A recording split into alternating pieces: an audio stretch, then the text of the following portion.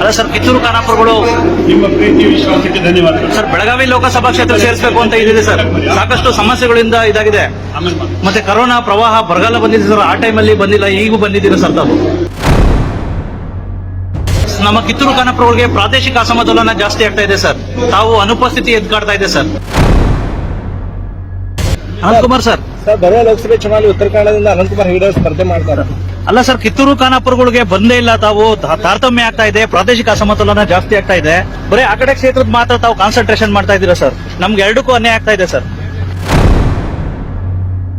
Hello, hi, ನಮಸ್ಕಾರ ಸ್ನೇಹಿತರೆ.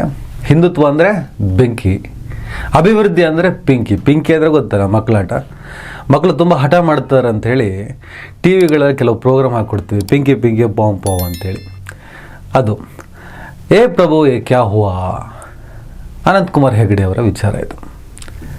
ಅನಂತಕುಮಾರ್ ಹೆಗಡೆ ಅವರು ಉತ್ತರ ಕನ್ನಡದ ಸಂಸದರು. ಅಭಿವೃದ್ಧಿ ಅನ್ನೋ ವಿಚಾರದಲ್ಲಿ ದೊಡ್ಡ ಶೂನ್ಯವನ್ನು ಸುತ್ತಿದವರು. ಇಡೀ ಉತ್ತರ ಕನ್ನಡದಲ್ಲಿ ನೀವು ಹುಡುಕಾಡಿದ್ರೂ ಕೂಡ ಒಂದು ನೆಟ್ಟಿಗಿರೋ ಆಸ್ಪತ್ರೆ ಸಿಗೋದಿಲ್ಲ. ಬುದ್ಧಿವಂತರು, ವಿದ್ಯಾವಂತರು ಅತಿ ಹೆಚ್ಚು ಇರುವಂತಹ ಉತ್ತರ ಕನ್ನಡ ಜಿಲ್ಲೆ ಪ್ರವಾಸೋದ್ಯಮ ಅನ್ನೋ ಒಂದು ವಿಚಾರದಲ್ಲಿ ಇಡೀ ಪ್ರಪಂಚವನ್ನು ಅದ್ಭುತವಾಗಿ ತನ್ನತ್ತ ಸೆಳೆಯುವಂತಹ ಪ್ರಕೃತಿಯ ಮಡಿಲಲ್ಲಿರುವಂಥ ಒಂದು ಊರದು. ಅದಕ್ಕೆ ಕರೆಕ್ಟಾಗಿ ನ್ಯಾಯವನ್ನು ಸಲ್ಲಿಸಿದರೆ ಇಡೀ ಜಗತ್ತೇ ಆ ಕಡೆ ನುಗ್ಗು ಬರ್ತಾಯಿತ್ತು. ಆದರೆ ಆ ಕೆಲಸವನ್ನು ಅಲ್ಲಿನ ಸಂಸದರಾಗಿ ಅನಂತಕುಮಾರ್ ಹೆಗಡೆ ಅವರು ಮಾಡೇ ಇಲ್ಲ. ಅಭಿವೃದ್ಧಿ ಅನ್ನೋ ವಿಚಾರದಲ್ಲಿ ಏನೂ ಇಲ್ಲವೇ ಇಲ್ಲ. ಆದರೆ ಅವರು ಗೆಲ್ತಾ ಬರ್ತಾ ಇರೋದು ಆ ಹಿಂದುತ್ವ ಅನ್ನೋ ಸೂತ್ರದಿಂದ. ಆದರೆ ಆ ತತ್ವಕ್ಕೆ ಅವರ ಕೊಡುಗೆ ಏನು ಅಂತ ತಗೊಂಡ್ರೆ ಅದು ಏನೂ ಸಿಗೋದಿಲ್ಲ. ಸೈದ್ಧಾಂತಿಕವಾಗಿ ಏನೇ ಇರ್ಬೋದು, ಆ ತತ್ವ, ಈ ತತ್ವ, ಒಂದೊಂದು ತತ್ವ, ಜಾತ್ಯತೀತ ತತ್ವ, ಕೋಮುವಾದ ತತ್ವ, ಪ್ರತಿಯೊಂದು ತತ್ವದೊಳಗಡೆ ಒಂದಿಷ್ಟು ಕಾಂಟ್ರಿಬ್ಯೂಷನ್ ಅಂತ ಕೆಲವು ಲೀಡರ್ಗಳದಿರ್ತದೆ. ಅದು ಅನಂತಕುಮಾರ್ ಹೆಗಡೆ ಅವರು ಹಿಂದುತ್ವಕ್ಕೆ ಏನು ಮಾಡಿದ್ದಾರೆ ಅಂದರೆ, ಮಾಡಿದ್ದೇನೂ ಇಲ್ಲ. ಅವ್ರು ಗೆಲ್ತಾ ಇರೋದು ಅವ್ರ ನಾಲಿಗೆಯಿಂದ. ಅವರು ಅಲ್ಲಿ ಏನಾದರೂ ಗೆಲ್ತಾ ಇದ್ದಾರೆ ಅಂದರೆ ಅದು ಕೇವಲ ಅವ್ರ ನಾಲಿಗೆಯಿಂದ. ಹಾಗಾದ್ರೆ ಆ ನಾಲಿಗೆನು ಅದೊಂದು ಸಮಾನತೆಯ ನಾಲಿಗೆನ ಅಲ್ಲ, ಸಹಬಾಳ್ವೆಯ ನಾಲಿಗೆನ ಅಲ್ಲ, ಸದಾಚಾರ ನುಡಿಯುವ, ಸಂಸ್ಕಾರ ನುಡಿಯುವ ನಾಲಿಗೆನ ಅಲ್ಲ. ಅದು ದ್ವೇಷವನ್ನು ಕಾರುವ, ದ್ವೇಷವನ್ನು ನುಡಿಯುವಂಥ ನಾಲಿಗೆ ಅದು. ಸದಾ ಇನ್ನೊಂದು ಧರ್ಮವನ್ನು ಅವಹೇಳನ ಮಾಡುತ್ತಾ, ಟೀಕಿಸುತ್ತಾ, ಮಸೀದಿ ಕೆಡವುತ್ತೇವೆ, ಮಂದಿರ ಕಟ್ಟುತ್ತೇವೆ, ಈ ಥರನೇ ಕೆಡವುವಂತಹ ವಿನಾಶದ ಮಾತುಗಳನ್ನೇ ನುಡಿಯುವಂತಹ ಅಸಂಸ್ಕಾರವಂತ ನಾಲಿಗೆ ಅಂದರೆ ಅದು ಅನಂತಕುಮಾರ್ ಹೆಗಡೆ ಅವರ ನಾಲಿಗೆ. ಅದ್ರ ಜೊತೆ ಭಟ್ಕಳದ ಚಿನ್ನದ ಪಳ್ಳಿನೂ ಇದೆ. ನಮಗೇನು ಮುಲಾಜ್ ಇಲ್ಲ. ಪತ್ರಿಕೆಯವರು ನೇರವಾಗೇ ಬರ್ಕಳ್ರಿ, ಇದನ್ನ ಥ್ರೆಟ್ ಅಂತ ಬೇಕಾದ್ರೂ ಅನ್ಕಳ್ರಿ. ಕೆಲವು ಮಂದಿ ಏನೂ ತೊಂದರೆ ಇಲ್ಲ, ಮಾಡೋದು ಗ್ಯಾರಂಟಿಯೇ. ಇದು ಹಿಂದೂ ಸಮಾಜದ ತೀರ್ಮಾನ, ಅನಂತಕುಮಾರ್ ಹೆಗಡೆಯ ತೀರ್ಮಾನ ಅಲ್ಲ. ದೇಶದ ಮೂಲೆಗಳಲ್ಲಿ, ಹಳ್ಳಿಯ ಮೂಲೆಗಳಲ್ಲಿ ಅಪಮಾನಗೊಂಡಿರ್ತಕ್ಕಂಥ ಅನೇಕ ಸಂಕೇತಗಳಿದಾವೆ. ಅದನ್ನ ಕಿತ್ತು ಹಾಕುವ ತನಕ ಈ ಹಿಂದೂ ಸಮಾಜ ಮತ್ತೆ ವಾಪಸ್ ಕೂತ್ಕೊಳ್ಳೋದಿಲ್ಲ. ಅವರು ಇದನ್ನೇ ಹೇಳಿ ಗೆಲ್ತಾ ಇದ್ದಾರೆ. ಕಳೆದ ಚುನಾವಣೆಯಲ್ಲಿ 4 ಲಕ್ಷಕ್ಕೂ ಅಧಿಕ ಮತಗಳಿಂದ ಅವರು ಗೆದ್ದಿದ್ದಾರೆ ಅನ್ನೋ ರಿಪೋರ್ಟೇ ನೋಡಿ.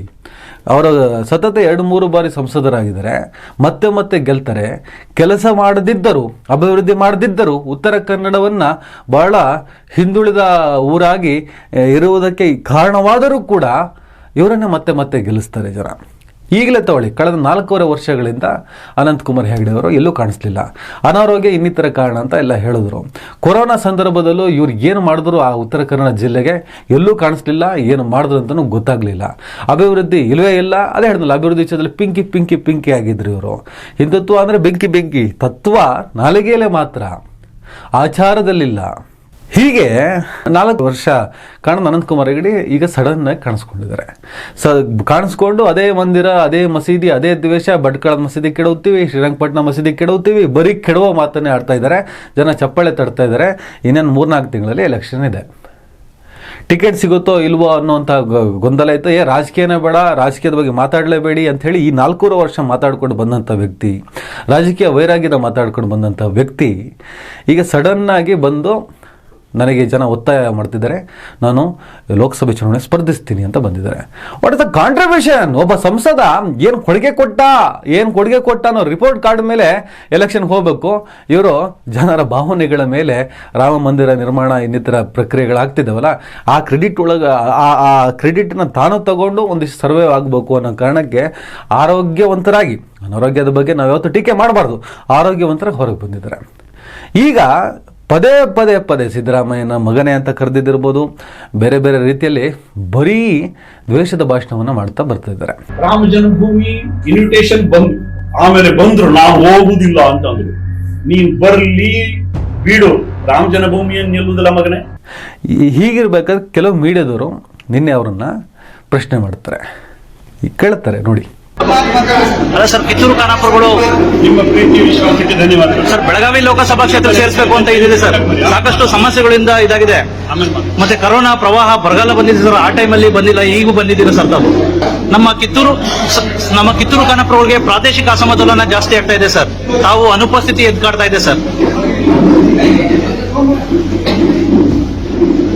ಇದಕ್ಕೆಲ್ಲ ನಿಮ್ಮ ಮೌನವೇ ಉತ್ತರನ ಸರ್?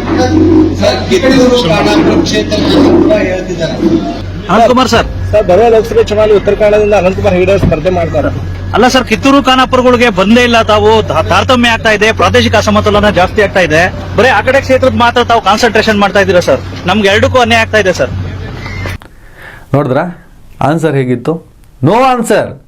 ಅಭಿವೃದ್ಧಿ ಬಗ್ಗೆ ಪ್ರಶ್ನೆ, ಕೊರೋನಾ ಬಗ್ಗೆ ಪ್ರಶ್ನೆ, ಉತ್ತರ ಕನ್ನಡದ ಸಮಸ್ಯೆಗಳ ಬಗ್ಗೆ ಪ್ರಶ್ನೆ ಕೇಳಿದಾಗ ಏನು ಮಾತಾಡಿಲ್ಲ, ಒಂದು ಉಸಿರೆತ್ತಿಲ್ಲ, ಸೀದಾ ಅಣ್ಣ ಹಂಗೆ ಬಿಡ್ಚ ಹಂಗೆ ಹೊರಟೋಗ್ತಾರೆ ಅನಂತಕುಮಾರ್ ಹೆಗಡೆ ಅವರು. ಅವರ ಒಟ್ಟಾರೆ ಇಲ್ಲಿವರೆಗಿನ ರಿಪೋರ್ಟ್ ಕಾರ್ಡನ್ನು ನಾವು ಮಾತಾಡ್ತಾ ಬರ್ತೀವಿ. ನಿನ್ನೆ ಯಾಕೆ ಉತ್ತರ ಕೊಡಲಿಲ್ಲ? ಆ ಮಗನೇ, ನಮ್ಮದು ಬೇವರ್ಸಿ ರಕ್ತ ಅಲ್ಲ, ಏನೇನೋ ಉತ್ತರ. ಹಾಗೆ ದ್ವೇಷವನ್ನು ಆ ಥರ ಕಾರುವಂತಹ ಒಬ್ಬ ವ್ಯಕ್ತಿ, ಅಷ್ಟೆಲ್ಲ ಮಾತಾಡೋ ವ್ಯಕ್ತಿ, ನಿಮ್ಮ ಅಸಲಿ ಜವಾಬ್ದಾರಿ ಏನು ಒಬ್ಬ ಸಂಸದನಾಗಿ? ನಿಮ್ಮ ಪಾತ್ರ ಏನು? ನೀವು ಮಾಡಬೇಕಾಗಿದ್ದೇನು? ನಿಮ್ಮ ಕೆಲಸ ಏನಿತ್ತು? ಏನು ಮಾಡಿದ್ರಿ ನೀವು ಅನ್ನೋ ಪ್ರಶ್ನೆಗೆ ಉತ್ತರನಿಲ್ಲ ಅವ್ರ ಹತ್ರ. ಯಾಕಂದರೆ ಏನು ಮಾಡೇ ಇಲ್ವಲ್ಲ.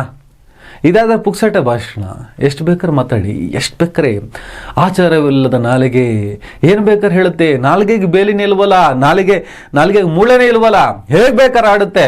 ಜನರನ್ನ ಭಾವನಾತ್ಮಕವಾಗಿ ಈ ಥರದ ಬರೀ ಇಂತಹದ್ದೇ ವಿಚಾರಗಳ ಮೂಲಕ ಅವ್ರನ್ನ ಸೆಳೆದು ಅದನ್ನು ಮತವಾಗಿ ಪರಿವರ್ತಿಸಿ ತನ್ನ ಲಾಭಕ್ಕೆ ಮಾಡಿಕೊಳ್ಳುವ ಇಂತಹ ವ್ಯಕ್ತಿಗಳು,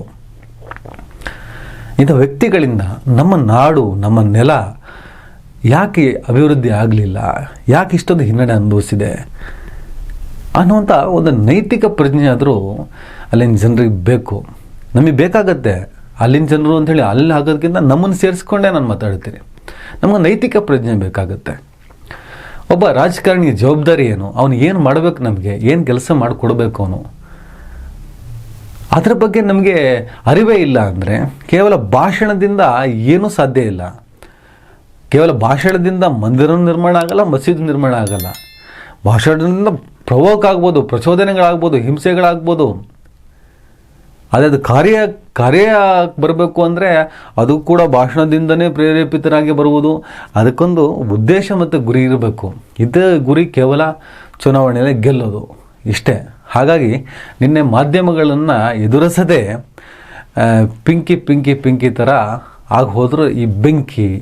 ಅದಕ್ಕೆ ಏ ಪ್ರಭು ಏ ಕ್ಯಾ ಹುವಾ ಅಂಥೇಳಿ ನಾನು ಟೈಟ್ಲ್ ಹಾಕಿರೋದು. ನಮಸ್ಕಾರ.